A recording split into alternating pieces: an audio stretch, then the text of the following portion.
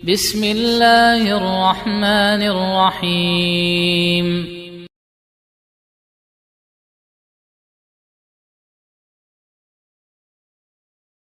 Kita akan melanjutkan pembahasan kitab Tauhid yang kita ringkas dari penjelasan Fadilatul Syekh Al-Allamah Profesor Dr.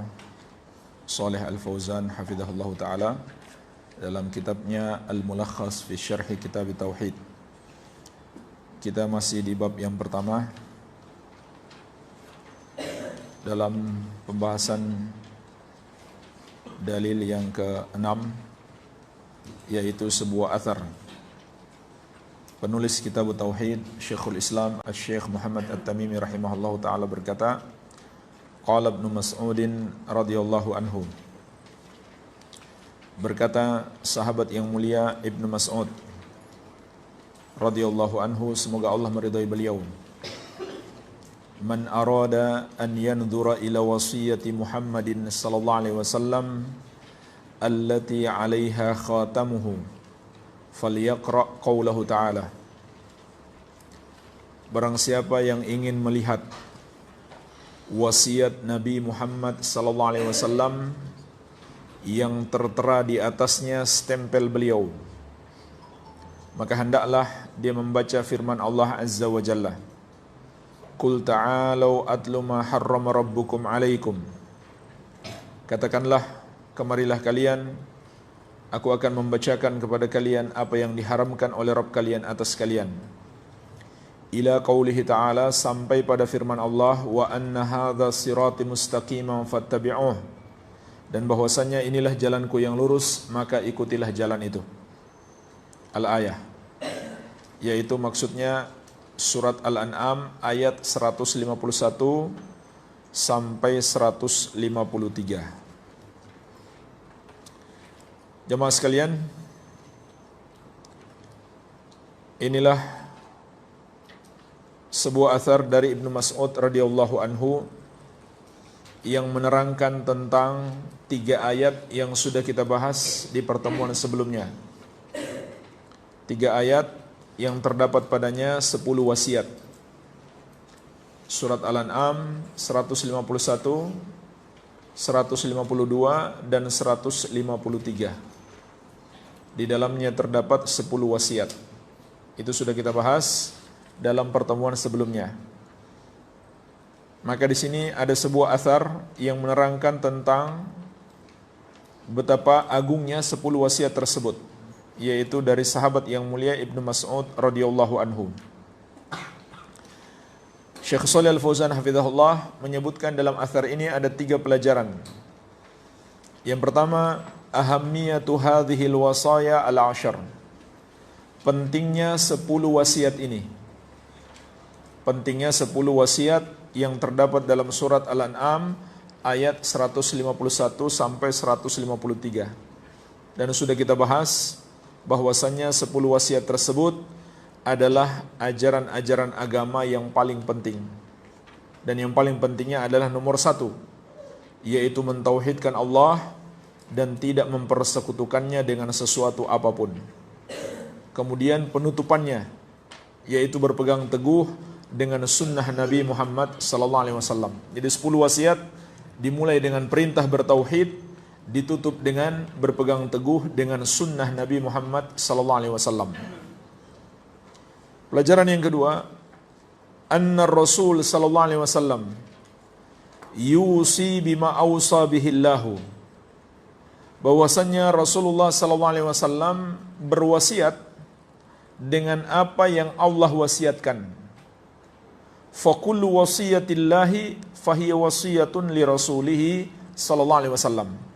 Maka setiap wasiat Allah itu juga wasiat Rasulullah sallallahu alaihi wasallam.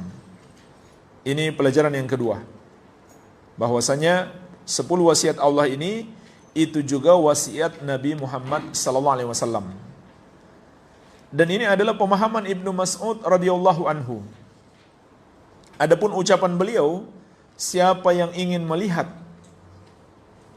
wasiat Nabi sallallahu alaihi wasallam yang tertera di atasnya stempel beliau, itu hanya sebuah kata atau kalimat kiasan. Jadi tidak betul-betul ada. Tidak betul-betul ada sebuah kertas yang ada stempel Nabi SAW, tidak. Maksud beliau bahwa Nabi SAW berwasiat, hakikat wasiat beliau adalah wasiat Allah Azza wa Jalla. Baik. Pelajaran yang ketiga, umku ilmi sahabah wa dikkatu fahmihim li kitabillah. Kedalaman ilmunya para sahabat dan kedetailan pemahaman mereka terhadap kitab Allah Azza wa Jalla. Betapa tidak jemaah sekalian, para sahabat itu adalah murid-muridnya Rasulullah sallallahu alaihi wasallam. Maka tidak mungkin kalau ada generasi berikutnya yang lebih pintar daripada sahabat dalam memahami Al-Quran dan sunnah Nabi sallallahu alaihi wasallam. Karena guru mereka adalah guru yang terbaik. Ini faktor pertama. Faktor yang kedua, Al-Quran dan sunnah dengan bahasa mereka. Kemudian yang ketiga, mereka tahu kenapa ayat ini turun. Apa sebabnya? Apa konteks pembicaraan ayat tersebut? Mereka lebih tahu. Ini semua faktor-faktor yang menunjukkan para sahabat pasti lebih tahu daripada kita tentang ayat-ayat Al-Quran, bagaimana memahaminya, bagaimana tafsirnya, begitu pula hadis-hadis Nabi Muhammad SAW. Oleh karena itu, athar ini juga merupakan dalil yang menunjukkan kewajiban berpegang teguh dengan manhajus salaf di dalam memahami Al-Quran dan sunnah Nabi Muhammad SAW.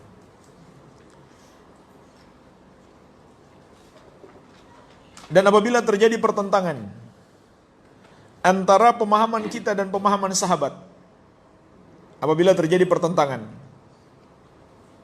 maka hanya ada dua kemungkinan. Mereka benar, kita salah, atau kita yang benar, mereka yang salah. Dan itu tidak mungkin. Pasti mereka benar dan kita yang salah. Iya. Jadi secara akal sehat juga nggak mungkin kalau kita yang benar, mereka yang salah. Maka sudah sepatutnya kita merujuk kepada para sahabat radhiyallahu anhum dalam memahami Al-Quran dan Sunnah. Dan inilah jalan keselamatan. Barang siapa berpaling dari jalan ini, dia akan tersesat. Dia pasti tersesat. Iya. Kemudian di catatan kaki ada sebuah hadis juga yang terkait dengan ayat ini. Wa an Ibnu Mas'udin radhiyallahu anhu qala. Hadis ini juga dari Ibnu Mas'ud. Semoga Allah meridhai beliau, ia berkata, "Khatta lana Rasulullah sallallahu alaihi wasallam khattan." Rasulullah sallallahu alaihi wasallam membuat untuk kami sebuah garis lurus. Jadi beliau menulis sebuah garis lurus satu di tanah, ditulis di tanah. Tsumma khatta an yaminihi wa an shimalihi khututan.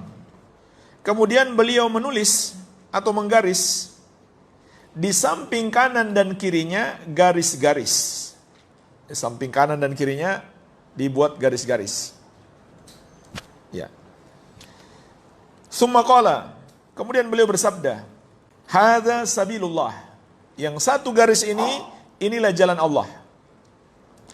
Wa hadhihi subul. Adapun garis-garis yang banyak di samping kiri dan kanannya, itu adalah jalan-jalan yang lain yang akan mencerai-beraikan kalian dari jalan Allah.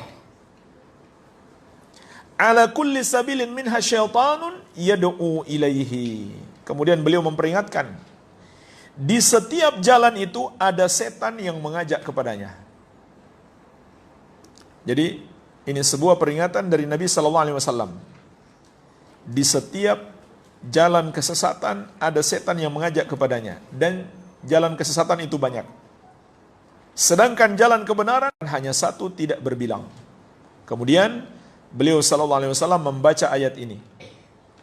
Wa anna hadza sirati mustaqima fattabi'uh. Dan bahwasannya inilah jalanku yang lurus, maka ikutilah jalan itu. Wala tattabi'us subula. Dan jangan kalian mengikuti as-subul, jalan-jalan yang lain. Fatafarraqa bikum an sabilih. Karena itu akan mencerai-beraikan kalian dari jalan Allah Azza wa Jalla.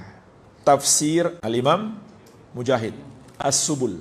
Bid'ah wa syubhat. Jamaah sekalian, jadi ayat ini Surat Al-An'am ayat 153 menjelaskan kepada kita sebab perpecahan umat dan solusinya. Kenapa umat berpecah?